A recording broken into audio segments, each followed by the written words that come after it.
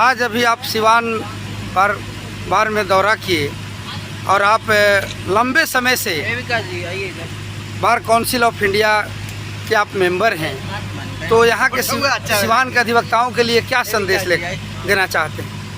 आज जो मैंने भ्रमण किया है, यह अभियान चुनावी अभियान है, फिर भी जो सिवान के मित्रों ने मुझे प्यार दिया है और जो आशीर्वाद देने का वादा किया है, उससे लगता है कि वो मेरे काम से पूर्व से भी परिचित हैं और संतुष्ट हैं। कुछ जगह मुझसे प्रश्न पूछे गए हैं, उस प्रश्न के उत्तर मैंने स्पष्ट कह दिया है कि संघर्ष कहना मेरा स्वभाव रहा है और धर्मनाथ व्यक्ति नहीं, एक संस्था है। ये जब से हम इसमें आए तब से लेकर आज तक विभिन्न संगठनों के माध्यम से वकीलों की समस्याओं के समाधान हेतु लड़ाई लड़ते रहे हैं और लड़ते रहेंगे। अंतिम स्थिति लोगों की मांग थी कि साहब हमारी जो ये वेलफेयर स्कीम जो है वो 15 से 25 रुपया हुआ, आपने बढ़ाया नहीं। हमने साबित करके दिखा दिया, अपने पूंजी के पर्चा नंबर 5 पर लिख दिया है। ये हम लोगों ने बार काउंसिल को नियमन बनाने का अधिकार है, उस नियमन के तहत में 173/19/17/11/19 तो हम लोगों ने प्रस्ताव पारित करके भेज दिया कि जितनी सुविधाएं आपको मिलती है ट्रस्टी कमेटी से सब डबल कर दिए गए, और जो एज आपका 50 वर्ष बैरियर कर दिया था आपने, उसको हटा के 70 किया गया। दुर्भाग्य ये है कि हमारे पास करने के बाद भी 4 वर्षों से ट्रस्टी कमेटी के लोग कान पर जूं नहीं देख रही है। इसके लिखा पढ़ी जारी है। लास्ट में स्थिति हो गई कि 6 बार जेल जाना पड़ा था इसको एक्ट को बनवाने में, तो मनवाने में भी एक बार बुढ़ापे में जेल जाने को मैं तैयार हुए थी। आप सबों का समर्थन आशीर्वाद देंगे। चलिए, आप इतना हौसला बुलंद रखते हैं और आप बहुत लंबे समय से अधिवक्ताओं के कल्याण के लड़ाई लड़ रहे हैं, लेकिन सिवान में अभी तक ऐसा देखा जा रहा है कि हमारे बहुत से ऐसे जुआ अधिवक्ता हैं जिन अधिवक्ताओं को अभी प्रैक्टिस जमने में बहुत लंबा समय लगता है, तब तक वो बेचारे बहुत आर्थिक तंगी का शिकार होते हैं। उन नौजवान अधिवक्ताओं के लिए, जुआ अधिवक्ताओं के लिए आपका क्या संदेश होगा? उन लोगों के लिए आपकी कौन सी योजना होगी ताकि उनका कल्याण हो सके? बहुत सुंदर सवाल आपने और सामयिक सवाल पूछा है गणेश जी। युवाओं के लिए ये जब हम उसे नहीं बचा पाएंगे तो इस संस्था को बचा ही नहीं पा सकते। क्योंकि जुआ ही जो आज है वही हमारी इसकी नींव है, और नींव जब हिल जाती है तो मकान को ढहने में देर नहीं लगता है। ये फील मैंने पहली बार 1977 में किया, और 16 सूत्री मांग जो बनाया था युवा जनता कल्याण समिति बैनर के तहत, उससे पहली मांग यही थी कि युवाओं को 5 वर्षों तक उन्हें सरकारी सहायता राशि दे करके, विभागीय काम करा करके, उन्हें भी चार्टर नहीं था, उन्हें काम करा कर, जैसे सिंगल ग्रेजुएट्स को आप लेते हैं, डॉक्टर्स को, इंजीनियर्स को, उनसे अप्रेंटिस कराते हैं, वैसे ही युवा जो डबल ग्रेजुएट है उसे अप्रेंटिस के तौर पर काम करा करके और आप उनको पारिश्रमिक दीजिए और उनके सर्वाइवल की बात कीजिए। दुर्भाग्य ये है कि वो मांग आज तक सरकार द्वारा मांगी नहीं गई। अब एक सवाल आपका पूरा हो सकता है, नहीं तो मैं करता हूँ कि आप कहें कि बिहार स्टेट बार काउंसिल पर क्या सोच रही है या बार काउंसिल इंडिया क्या सोच रही है।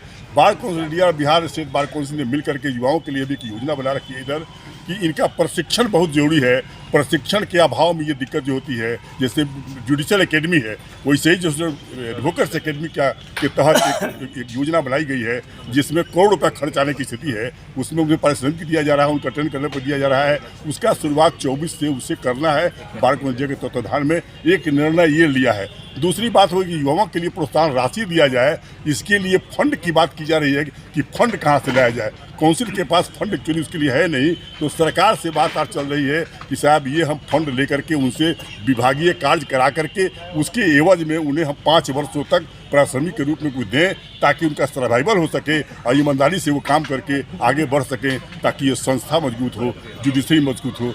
कहने को कहा जाता है कि हम जनतंत्र के रीढ़ हैं, ऑफिसर्स ऑफ द कोर्ट हैं, बेजुबानों के हम जुबान हैं और सामाजिक अभियंता हैं। हम क्या नहीं हैं, लेकिन ईमानदारी की बात है कि धरातल पर देखते हैं तो एक प्यून की जो इज्जत हो रही है वो अभी शायद इज्जत देने को तैयार लोग नहीं हैं। इसका एक ही कारण है कि मैं जानता हूं कि हमें लगता है कि सारे अपनी कमी से हो रही है, हम एक नहीं हो पा रहे हैं, अपनी यूनिटी को शो नहीं कर पा रहे हैं, विभिन्न वर्गों में हम बटे हुए हैं, विभिन्न सेलों में बटे हुए हैं। सरकार समझती है कि हमारा कुछ बिगाड़ ही नहीं सकते हैं, ये इकट्ठा कभी हो नहीं सकते हैं। हमें साबित करना होगा कि हमारी यूनिटी होगी। आज 25 लाख भारत में लोग हैं वकील, और 1 लाख पर 1 करोड़ समझ लीजिए से भारी पड़ेगा, तो 25 करोड़ से भारी आप हो रहे हैं।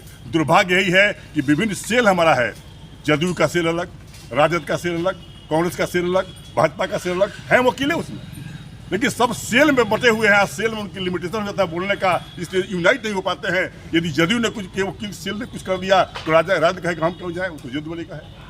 भाजपा कर दिया तो हम कहा जाए, ये भी नहीं जाए, है वकीलों की समस्या।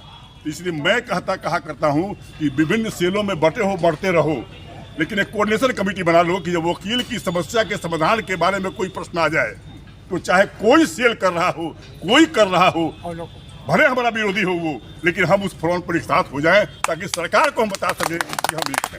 जब तक हम ये साबित नहीं करने जा रहे हैं तब तक गणेश भाई ये बड़ा मुश्किल है, और ये मुश्किल तब तक है जब तक एक हम नहीं हो रहे हैं। इसके संदर्भ में हम लोगों ने सघन अभियान चलाया है, और उसी के तहत में हम लोगों ने 16 में नया गठन किया, अखिल भारतीय विद्युत कल्याण समिति, जो भारत के पैमाने पर चल रहा है। वो आधे राज्यों में हमने उसका स्थापना कर दिया है, बिहार में लगभग सारे जिलों में हम लोग कर दिया है। अब जब यूनिटी हमारी बन जाती है, संगठन बन जाता है, तो बार काउंसिल का लिमिटेशन हो सकता है, बार काउंसिल का लिमिटेशन हो सकता है। हमारा लिमिटेशन ज़्यादा है, हम किसी भी हद तक जाकर इन चीज़ों को पूरा करने के लिए वचन देते हैं।